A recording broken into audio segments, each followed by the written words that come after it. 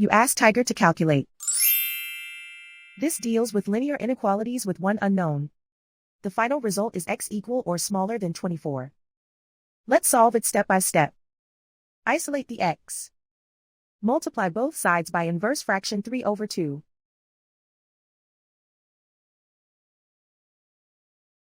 Group like terms.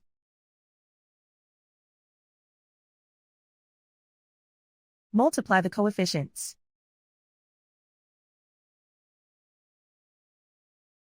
Simplify the fraction.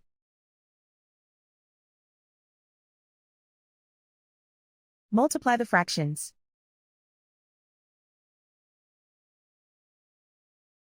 Simplify the arithmetic.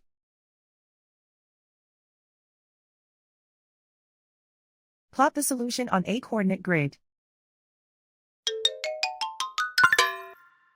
And so the final result is x equal or smaller than 24.